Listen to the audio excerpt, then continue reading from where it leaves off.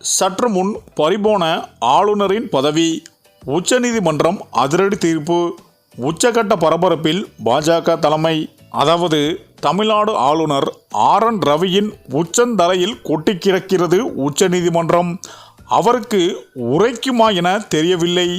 மேலும் பல்கலைக்கழக துணைவேந்தர்கள் நியமன திருத்த மசோதா உட்பட தமிழ்நாடு சட்டமன்றத்தால் நிறைவேற்றி அனுப்பி வைக்கப்படும் மசோதாக்களுக்கு ஒப்புதல் தராமல் முரண்டு பிடித்து வருகிறார் ஆளுநர் ரவி. அதாவது 2020-2023 காலகட்டத்தில் 14 மசோதாக்கள் தமிழ்நாடு அரசால் ஆளுநருக்கு அனுப்பி வைக்கப்பட்டது. அதில் 2 மசோதாக்களை குடியரசுத் தலைவருக்கு அனுப்பிவிட்டு 12 மசோதாக்களை மாநில அரசுக்கே திருப்பி அனுப்பிவிட்டார் ஆளுநர் ரவி. இந்த மசோதாக்களை சட்டமன்றத்தில் மீண்டும் நிறைவேற்றி மாநில அரசு சார்பில் ஆளுநருக்கு அனுப்பி வைக்கப்பட்டது.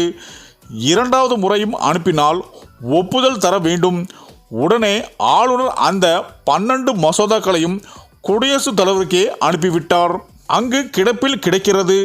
இது மாநில அரசை பல்கலைக்கழகங்களை முடக்கும் செயல் ஆகும். இதற்கு எதிராக உச்சநீதிமன்றத்தில் தமிழ்நாடு அரசு மனு தாக்கல் செய்துள்ளது. இந்த வழக்குகள் நீதிபதி அமர்வு முன் விசாரணைக்கு வந்தது. குறிப்பாக தமிழ்நாடு சட்டமன்றத்தில் நிறைவேற்றி அனுப்பி வைக்கப்படும் மசோதாக்கள் மீது எந்த முடிவும் எடுக்காமல் நிறுத்தி வைப்பதற்கான காரணம் என்ன? 2 மசோதாக்களை ஆளுநர் ஏன் குடியரசுத் தலைவருக்கு அனுப்பினார்? 10 மசோதாக்கள் மீது முடிவு எடுக்க மறுத்ததற்கான காரணம் என்ன? அரசு மறுபடியும் மசோதாக்களை நிறைவேற்றி அனுப்பும்போது மசோதாக்களை ஆளுநரால் நிறுத்தி வைக்க முடியுமா? இவ்வாறு காலமாக ஏன் மசோதாக்கள் மீது முடிவெடுக்கவில்லை? மேலும் மசோதாக்கள் மீது முடிவு எடுக்காமல் ஆளுநர் நிறுத்தி வைத்தார் என்றால் அந்த பிரிவின்படி அரசியல் சாசனம் 200 அல்லாமல் வேறு ஏதும் விதிகள் உள்ளதா என்று முதல் நாள் விசாரணையில் சரமாரியாக கேள்வி எழுப்பிய உச்சநீதிமன்ற நீதிபதிகள் ஆளுநர் தனக்கு வேண்டிய சுயமாக முடிவு எடுத்துள்ளார்.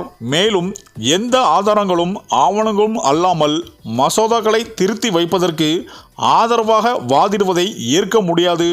ஆளுநர் ஏன் மசோதாக்களை நிறுத்தி வைத்தார் என்பதை தெரிவிக்க வேண்டும் என்று நீதிபதிகள் கண்டிப்புடன் தெரிவித்தனர். அதாவது பொதுவாக உச்சநீதிமன்ற நீதிபதிகள் முன்பு வழக்கறிஞர்கள் தான் வாதங்களை வைப்பார்கள்.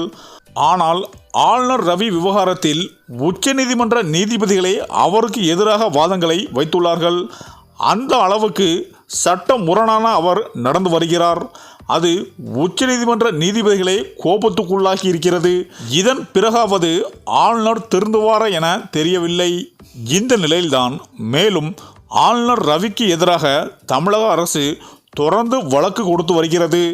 அதாவது தமிழக அரசுக்கு இந்த வழக்கு சாதகமாகவே தீர்ப்பு வரும் என்ற தகவலும் வெளிவந்து கொண்டிருக்கிறது.